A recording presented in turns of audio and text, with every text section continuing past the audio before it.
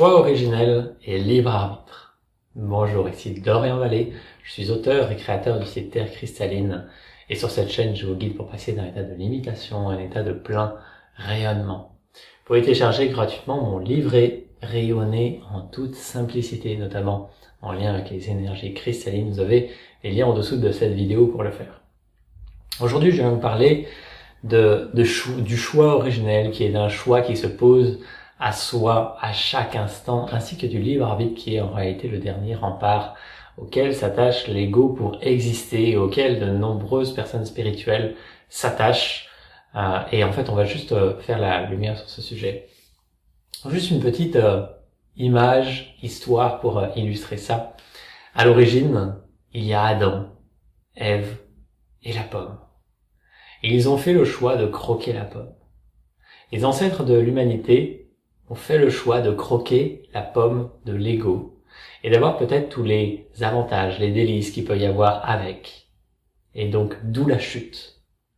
D'où la chute de l'humanité, et l'humanité qui se retrouve depuis des siècles et des siècles, des millénaires, empêtrée dans ce schéma de construction égotique où il a du mal à s'en sortir. Donc, même s'il y a un élan très fort de revenir à Dieu, au divin, à ce qui est éternel, à ce qui est profondément vivant, il y a des accroches qui sont extrêmement difficiles à lâcher. Donc vous le voyez aussi au quotidien, même si vous avez ces élans de vous ouvrir et de vous abandonner à ce flux divin, eh bien il y a des résistances, il y a des attaches, il y a encore plein d'émotions, des blessures, des mémoires qui tiraillent en fait. C'est un combat intérieur qui empêche de se déposer pleinement dans cette toute présence et cette paix. Alors, l'invitation ici, c'est juste de remettre l'attention sur ce choix originel. Le choix originel, c'est ce choix présent à chaque instant pour l'âme de revenir à Dieu ou pas. C'est un choix binaire. Donc Dieu, c'est le vivant, c'est l'éternel, c'est la conscience une, universelle qui est présente dans toute chose, de tout temps et de toute éternité, qui ne bouge pas, elle est tout le temps en mouvement, dans cette immobilité profonde. Et vous avez ce choix profond de revenir à cette évidence-là ou de continuer dans l'illusion. À chaque instant, il est là. Donc il ne dépend pas de vous personnellement, car il dépend de l'âme qui est au-delà de tout concept. Et ça dépend d'une maturité intérieure, d'à quel point vous êtes prêt à cela, d'abandonner tout ce qui est en lien avec l'ego pour vous laisser totalement saisir et embrasser par cela, par l'évidence. C'est ce choix originel. Et à chaque instant, il est là. À chaque instant. Maintenant, il y a le libre arbitre, qui est une illusion totale. Mais on est tellement attaché à ça. Ça semble tellement faire partie de la vie humaine. On fait des choix tous les jours, pour tout. Ça commence par les vêtements qu'on met le matin, à ce qu'on mange dans la journée. Mais ça peut être aussi des grandes décisions pour notre vie, pour des projets, pour des relations qui se créent. Mais est-ce que vous décidez vraiment?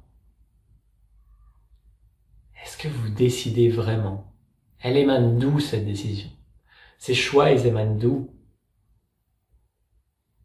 Donc ils peuvent totalement émaner d'un sentiment de moi-je restreint à la personne que vous êtes. Et il y a bien un élan plus fort en amont de ça. Donc vous pouvez totalement l'occulter et penser qu'il n'existe pas, mais ça vient d'ailleurs que de votre petite personne. Déjà, ce premier constat à faire. Et ensuite, en réalité, quand vous vous abandonnez pleinement à cette évidence et à ce divin qui est partout, tout le temps, vous êtes juste en soumission totale à cela, dans un abandon total. Donc il n'y a plus aucune volonté personnelle. Vous suivez le mouvement.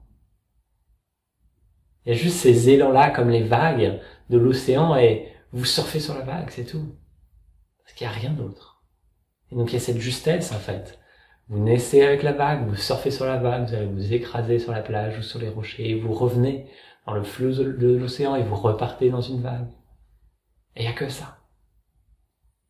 Maintenant, sur mon chemin, j'ai rencontré énormément de personnes, on va dire spirituelles, et elles avaient généralement un point commun qui était ce pouvoir personnel qu'elles avaient.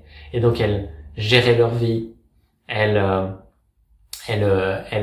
impulsaient des intentions pour l'humanité, pour le bien-être, etc., pour l'ascension. Mais en fait, c'est que de l'ego, en fait. Et en fait, il y a juste l'invitation à reprendre conscience de ça. En fait, peu importe, c'est pas bien, mal, c'est juste, ok, en fait, c'est une volonté personnelle, à un moment donné.